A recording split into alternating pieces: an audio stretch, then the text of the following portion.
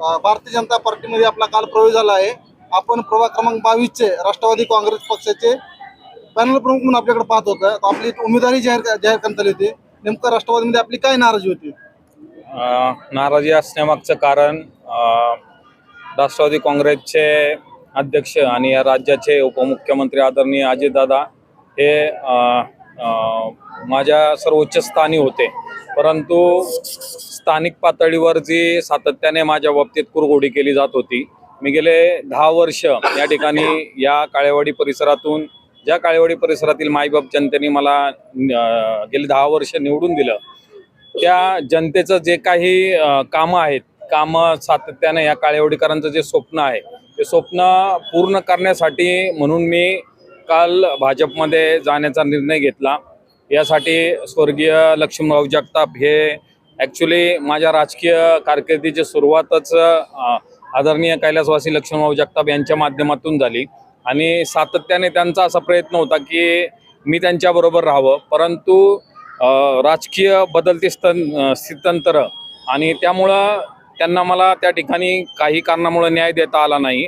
परंतु त्यांचं हे स्वप्न पूर्ण करण्याच्या दृष्टीने आणि आदरणीय आत्ताचे जे आमदार आहेत आदरणीय शंकरभाऊ जगताप हे निवडून आल्यानंतर त्यांनी या काळेवाडी परिसरात कधी नव्हे ते जवळजवळ 100 कोटीचं बजेट या ठिकाणी दिलं। खऱ्या अर्थानं काळेवाडीचा चेहरा मोहरा बदलण्यासाठी म्हणून मी भाजपमध्ये त्या ठिकाणी प्रवेश केलेला आहे आणि माझा आदरणीय शंकरभाऊ जगताप यांच्यावर प्रचंड विश्वास आहे की ते येणाऱ्या काळामध्ये देखील काळेवाडीला त्या ठिकाणी मोठ्या प्रमाणावर निधी देतील आणि या काळेवाडीकरांचं स्वप्न पूर्ण करण्यासाठी ते मदत करतील।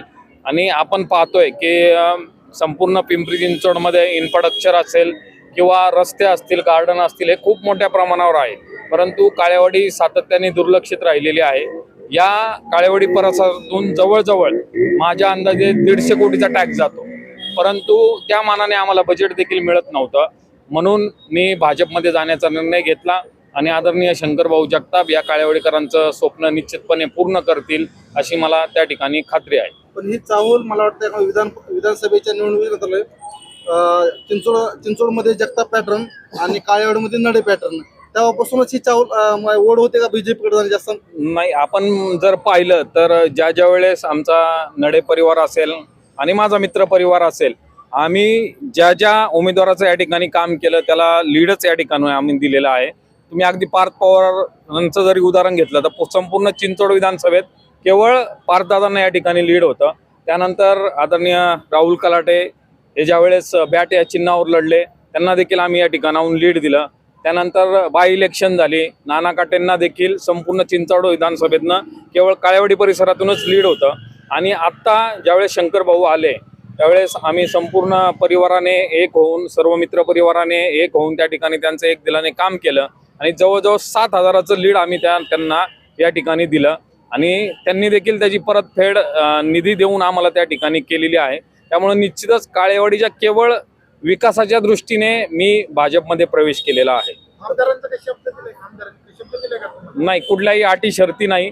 मी पुन्हा एकदा तुम्हाला एक अतिशय जबाबदारीने सांगतो की माझं या काळेवाडीचं एक स्वप्न आहे की या काळेवाडीला, या शहरामध्ये एक अतिशय उच्च दर्जा त्या ठिकाणी मिळावा, येथील रस्ते प्रशस्त व्हावे, या ठिकाणी मोठमोठे गार्डन्स व्हावे, या ठिकाणी सर्व सुविधा नागरिकांना मिळाव्या, त्या दृष्टीनेच मी भाजपमध्ये प्रवेश केलेला आहे। आणि आदरणीय अजितदादावर माझी कुठलीही नाराजगी नाही आहे, केवळ या ठिकाणचं जे स्थानिक नेतृत्व आहे ते सातत्याने कुरघोड्या करतात, त्याच्यामुळे मी पक्ष सोडण्याचा निर्णय घेतला। तुम्ही आज बीजेपीमध्ये प्रवेश केलाय, पण तुमच्या प्रवेशामुळे अनेकांचे राजकीय गणित बिघडले त्या वार्डामध्ये, त्याविषयी काय सांगा?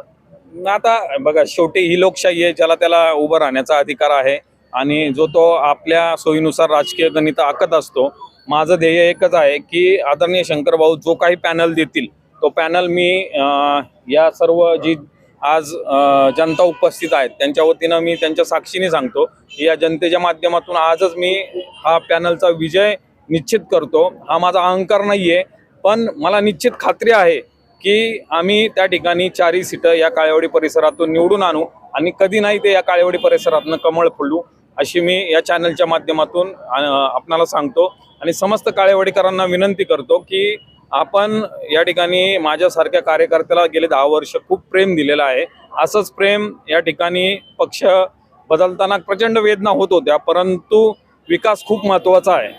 कारण 10 वर्ष जर मी नगरसेवक आहे आणि नागरिकांच्या इच्छा जर पूर्ण करू शकत नसेल तर त्या नगरसेवक पदाला कुठलाही अर्थ राहत नाही. त्यामुळं केवळ नागरिकांच्या आग्रहाखातर आणि विकासासाठी मी भाजपमध्ये गेलेलो आहे. बरेच नाराजी असलेला गट तुम्ही त्यांना कसं राजी करता? आपल्या प्रभागामध्ये तुम्ही राष्ट्रवादी काँग्रेस आज तुम्ही पाहिलं, मी सगळ्यात प्रथम तुम्ही सुरुवातीला जर आले असते या ठिकाणी भाजपचे जे काही इच्छुक लोक होती या परिसरामध्ये, कधी नाही ते मी सर्वांना एकत्र केलं.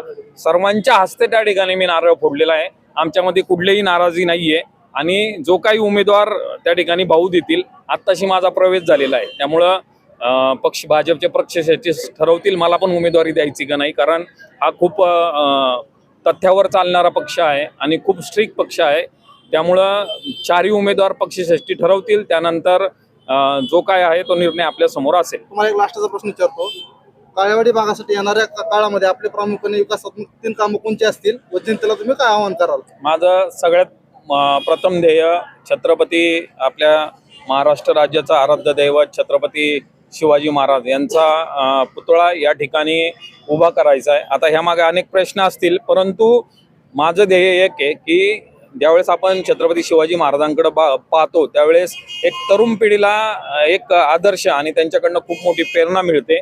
त्यामुळे त्यांचा पुतळा उभारणे, त्यानंतर या ठिकाणी रस्ते थोडे कंजेस्टेड आहेत तर रस्ते प्रामुख्याने मोठे करणे, रस्त्यांचा विकास करणे आणि तिसरं प्रामुख्याने काळेवाडी परिसरामध्ये क्रीडांगण आणि दवाखान्याची सोय नाहीये, तर त्यासाठी देखील एक मोठं क्रीडांगण मुलांसाठी खेळण्यासाठी आणि दवाखाना किंवा हॉस्पिटल असे माझ्या प्रामुख्याने 3-4 मोठ्या मागण्या आहेत.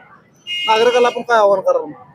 नागरिकांना आपल्या माध्यमातून एकच आव्हान करतो की जरी मी पक्षांतर केलं असलं तरी माझ्यावर विश्वास ठेवा.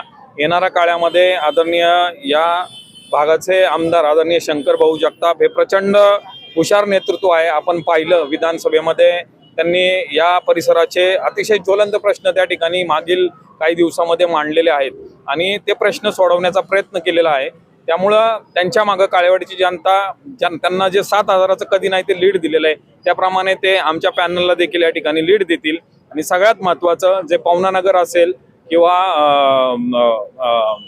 प्रेमलोक कॉलनी असेल, पुन्हा शांती कॉलनी असेल, या ठिकाणी आत्ताच्या डीपीमध्ये ते चुकीच्या पद्धतीने आरक्षण पडलेलं आहे.